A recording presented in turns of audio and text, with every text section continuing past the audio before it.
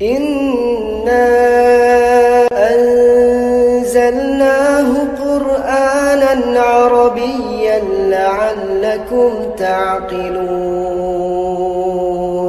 यहाँ तक सब समझ आया? सारे कॉम्बिनेशन बन रहे हैं? कोई मुश्किल? जितना पिछला इल्म है जो हमने एक एक वर्ड पे बहुत देर लगाई थी, वो यहाँ पर सारा कंपाउंड की सूरत में आपके लिए आसान हो गया है। चलें, इस्तिस्नाई सूरत मैंने आपसे कहा कि लाजमी होती ही है। तकरीबन आप देखेंगे हर चैप्टर में, तो आप अपनी किताब से देखेंगे 2 इस्तिस्नाई सूरतें हैं। पेज नंबर खोलेंगे आप 39। आपकी किताब से पूरा चैप्टर इंशाल्लाह हम आखिर में ज़रूर पढ़ेंगे, लेकिन फ़िलहाल आप अगर पेज नंबर 39 पर आएँ तो उसमें आपके पास आखिर में 2 नुकात दिए हुए हैं, पॉइंट 2 और पॉइंट 3 मिल के एक पूरा चार्ट बना हुआ है। इसमें आखिरी जो 2 बॉक्सेस हैं उसको देखिए। नंबर 2, अगर मुशारुन इलैहि गैर आकिल की जमा मुकस्सर हो तो इस्म इशारा वाहिद मुअन्नस आएगा। ये आपके लिए कोई नई बात अब नहीं रही। जमा मुकस्सर कैसी हो? गैर आकिल की हो, तो उसको संभालने के लिए इस्म इशारा वाहिद मुअन्नस आएगा। मसलन यौम की जमा अय्याम, इसके साथ इस्म इशारा कौन सा इस्तेमाल हुआ? वाहिद मुअन्नस। करीब है या बईद? बईद। वो दिन। इसके अलावा आपके पास है तिलकल अमसालु, मिसाल की जमा अल अमसाल। अल अमसाल जमा मुकस्सर गैर आकिल है, इसके साथ इसमें इशारा क्या इस्तेमाल हुआ? तिलका। ये याद रहेगा कॉम्बिनेशन इस्तिस्नाई सूरत। फिर हुदूद आ रहा है, हद की जमा है, जमा मुकस्सर है हुदूद। तिलका हुदूदुल्लाह। एक और मिसाल है अनहार, अल अनहार।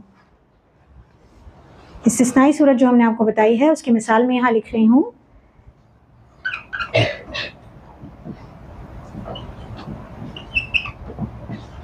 क्या होगा? जमा मुकस्सर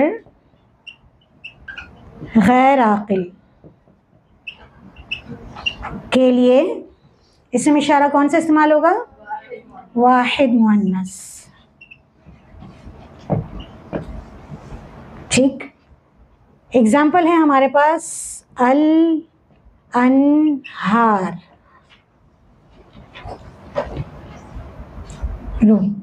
ये नहरें, ये के लिए क्या होगा? हाज़िहिल अनहार। और अगर वो नहरें कहूँ तो तिलकल अनहार।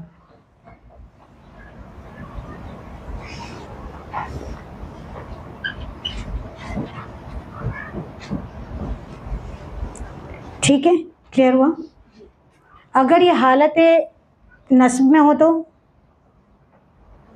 स्पेलिंग क्या हो जाएगी? तिलकल अनहारा। और अगर हालत जर में हो तो तिलकल अनहारी।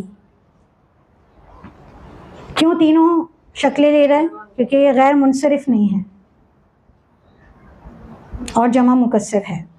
किसकी? गैर आकिल। ठीक है, क्लियर है? एक और इस्तिस्नाई सूरत है, अगर मुशारुन इलैहि आकिल की जमा मुकस्सर हो तो इसमें इशारा वाहिद मुअन्नस भी आ सकता है। यहाँ पर अगर आप इसको थोड़ा सा कंक्लूड करें तो हर किस्म की जमा मुकस्सर के साथ इसमें इशारा वाहिद मुअन्नस आ सकता है, आता है बल्कि। लेकिन आकिल की जमा के साथ जमा भी आ सकता है। दूसरा वाला समझाऊं? अगर मुशारुन इलैहि आकिल जमा मुकस्सर हो, जमा मुकस्सर आप सबको पता है, ऐसी जमा जिसका वाहिद टूट जाता है, और आकिल और गैर आकिल का फ़र्क भी आपको पता है। तो आकिल की बात की जा रही है, तो इसमें जब मुशारुन इलैहि जमा मुकस्सर आकिल होगा तो इसमें इशारा कौन सा इस्तेमाल हो रहा है? वाहिद मुअन्नस भी आ सकता है और जमा भी आ सकता है। जमा तो दोनों के सेम ही है, मुज़क्कर मुअन्नस दोनों के जमा इशारा सेम है। सबसे अहम तरीन मिसाल इसकी, तीसरे पारे का आगाज, तिलकर रसूल। रसूलों से बड़ा आकिल कौन है? कोई भी नहीं। कौन सा इसमें इशारा है? वाहिद मुअन्नस।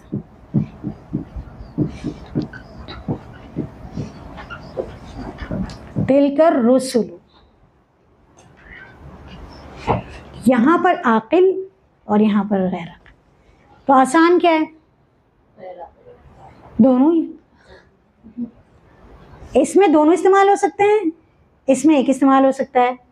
तो जब हम कंस्ट्रक्शन बनाए तो ज्यादा आसान क्या है कि हम मुअन्नस को ही ले आए। लेकिन ये उलाइका, तिलका तानिका उलाइका, ये उलाइका रसूल भी हो सकता है, गलत नहीं होगा। लेकिन अल्लाह सुब्हानहू व तआला ने तिलका पसंद किया, तो तिलका रसूल ज्यादा सौत के एतबार से हुस्न रखता है। जी, यहाँ तक कंप्लीट हो गया हमारा अल्हम्दुलिल्लाह। किताब से देखें, चलें आपकी किताब का चैप्टर खोलें, चैप्टर नंबर 9 जिसकी हम इस्तिस्नाई सूरतें देख रहे थे, पेज नंबर 39 से 38 पर आ जाएं। सबक नंबर 9, डेमोन्स्ट्रेटिव कंपाउंड। नाकिस मुरक्कब नंबर 3 है, बीच में एक हमने आपकी किताब से ड्रॉप किया है, वो इंशाल्लाह हम उसको बाद में कवर करेंगे। ऐसा मुरक्कब जिसमें किसी की तरफ इशारा करने के लिए इस्म इशारा इस्तेमाल हो, यानी किसी की तरफ इशारा कर रहे हैं तो इस्म इशारा इस्तेमाल हो रहा है, जिसमें फॉर्मूला इन्होंने बताया है, इस्म इशारा जमा मुशारुन इलैह मिलकर मुरक्कब इशारी बनते हैं। इस्म इशारा, जो लफ्ज़ किसी की तरफ इशारा करने के लिए इस्तेमाल हो उसे इस्म इशारा कहते हैं। मुशारुन इलैह, जिस इस्म की तरफ इशारा किया जा रहा हो उसे मुशारुन इलैह कहते हैं। मसलन हाज़ल क़लमु, ये कलम, हाज़ा इसमें इस्म इशारा है और अल क़लमु मुशारुन इलैह। इसी तरह तिल्का साअतु और इसी तरह हाउलाइर रिजालु। उर्दू ज़बान की तरह अरबी में भी इस्म इशारा पहले और मुशारुन इलैह बाद में आता है। मुरक्कब तौसीफ़ी में तरतीब उल्टी थी, मुरक्कब इशारी में सीधी है, यानी ये कलम और हाज़ल कलम दोनों में तरतीब एक ही है, उर्दू ज़बान में भी और अरबी में भी। आपके पास चार्ट इन्होंने जिस सूरत में बनाया वो देखिए। अस्माए इशारा करीब पहले देख लेते हैं। इस्म इशारा हाज़ा, हाज़ानी, हाउलाई, ये किसके लिए है? वाहिद मुज़क्कर, तस्निया मुज़क्कर और जमा मुज़क्कर। हाज़ा, हाज़ानी, हाउलाई। फिर इसी तरह वाहिद मुअन्नस के लिए, तस्निया मुअन्नस और जमा मुअन्नस के लिए, करीब के लिए क्या है? हाज़िही, हातानी, हाउलाई। अब हाज़ानी के साथ स्टार बना हुआ है और हातानी के साथ भी स्टार बना हुआ है। तो इसमें नीचे क्या लिखा हुआ है? तस्निया की हालत नस्ब और जर, इशारा करीब में हाज़ानी के बजाय क्या हो जाएगा? हाज़ैनी, और हातानी के बजाय हातैनी। अब हम आते हैं अस्माए इशारा बाईद की तरफ। पहले बिलतरतीब मुज़क्कर और फिर मुअन्नस हैं, इसी तरह बिलतरतीब वाहिद, तस्निया और जमा है। तो हम देखते हैं ज़ालिका, ज़ानिका, उलाइका, तिलका, तानिका, उलाइका। स्टार्स बने हुए हैं ज़ानिका और तानिका के साथ, जिसका माना क्या है कि ज़ानिका ज़ैनिका बन जाएगा और तानिका तैनिका बन जाएगा। इस पेज पे सब क्लियर है? सफ़ा पलटिए। जो उसूल हमने आपको लिखाया है उसको इन्होंने यहाँ चार्ट में दिया है किस तरह से। रूल नंबर 1 है मुरक्कब इशारी के क़वाइद। मुरक्कब इशारी में दोनों अज्जा यानी इस्म इशारा और मुशारुन इलैह का जिन्स, अदद, वुसअत और एराब में मुताबिकत का होना ज़रूरी है। फिर इन्होंने जिन्स में मुताबिकत बताई है, फिर इन्होंने अदद में मुताबिकत बताई है, फिर इन्होंने वुसअत में और फिर एराब में मुताबिकत बताई है। ये आप घर जाकर पढ़ेंगे, इसमें से अगर कुछ समझ नहीं आता तो इंशाल्लाह हम आपको बताएंगे। और इसका पॉइंट नंबर 2 यानी रूल नंबर 2 है, अगर मुशारुन इलैह गैर आकिल की जमा मुकस्सर हो, ये भी हम पढ़ चुके, ये इस्तिस्नाई सूरत है। पॉइंट 3 भी हम पढ़ चुके जो कि इस्तिस्नाई सूरत है, जमा मुकस्सर के मुताल्लिक है। पहला वाला गैर आकिल और दूसरा वाला आकिल के मुताल्लिक है। आपकी किताब में एक इजाफी मालूमात दी गई है, मुशारुल लहू, मुखातिब को किसी चीज़ या शख्स की तरफ इशारा करके बताने के लिए या जिन लोगों को बताने के लिए उस चीज़ या शख्स की तरफ इशारा किया जाए तो उस मुखातिब को या उन मुखातिब को मुशारुल लहू कहते हैं। एक तो ये कंस्ट्रक्शन थी जो हमने की, इसम इशारा और मुशारुल लहू। किसी ना किसी को इशारा करके हम बता रहे हैं, अगर जैसे आप सामयात हैं अभी मेरी सुन रही हैं, तो आप सबको मैं करके बता रही हूँ ना ये सब, तो जो आप सब क्या हैं, मुशारुल लहू हैं। तो मुशारुल लहू वाहिद भी हो सकता है, तस्निया भी हो सकता है, जमा भी हो सकता है। इसी तरह मुशारुल लहू मुज़क्कर भी हो सकता है और मुअन्नस भी हो सकता है। तो कुरान पाक में ये अंदाज़ इख्तियार किया गया है कि जिससे मुखातिब हैं, जिसको बताया जा रहा है, इशारा करके कोई बात की तरफ इशारा किया जा रहा है, तो मुखातिब के लिए सीगा इस्तेमाल किया गया है। तो फिर उस सीगे को इस्तेमाल करके चेंजिंग आपको नज़र आती है। वो चेंजिंग सारी पीछे आपके बुक के पेज नंबर 40 और 41 पर लिखी हुई है। ये आपका होमवर्क है, ये आप पढ़ेंगे, इसमें से जो समझना है वो इंशाल्लाह मैं आपको डिस्क्राइब करूँगी। मुशारुल लहू समझ आया? कौन है मुशारुल लहू? जिससे हम मुखातिब हैं। आप सब इस वक्त मुशारुल लहू हैं, जिनको मैंने इशारा करके ये लड़का ये लड़की एक्सप्लेन किया था, वो लड़का वो लड़की एक्सप्लेन किया था। ठीक है, होमवर्क आपको दे देते हैं। इस किताब का कोई होमवर्क नहीं है, इस चैप्टर का कोई होमवर्क नहीं। अच्छा, हम आपको होमवर्क देते हैं। आपको हम वर्ड दे देते हैं, आप चार्ट के साथ मिलाकर बनाएंगे। एक लफ्ज़ है अल जन्नतु,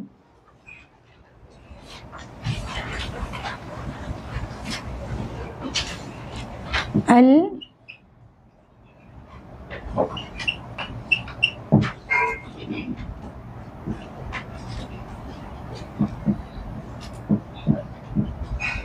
और एक है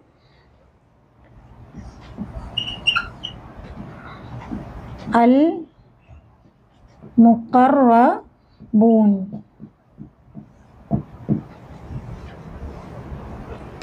अब आपको क्या करना है, अल जन्नतु के साथ इसम इशारा इस्तेमाल करने हैं करीब और बाईद के। अल मुक़र्रबून के साथ आपको इसम इशारा इस्तेमाल करने हैं करीब और बाईद के। तीनों हालत हैं, ये वाहिद में है, ये जमा में है। इसकी जमा नहीं बनानी, इसका वाहिद नहीं बनाना। ये मुअन्नस है, ये मुज़क्कर है, बस इतना हिंट दिया है। करीब और बाईद में बनाना है और तीनों हालतों में बनाना है। ठीक है, चलिए दुआ के साथ ख़िताम करेंगे। व आखिरु दावाना अल्हम्दुलिल्लाहि रब्बिल आलमीन। सुब्हानकल्लाहुम्मा व बिहम्दिका नशहदु अल्ला इलाहा इल्ला अंता नस्तगफिरुका व नतूबु इलैक। इलाही आमीन।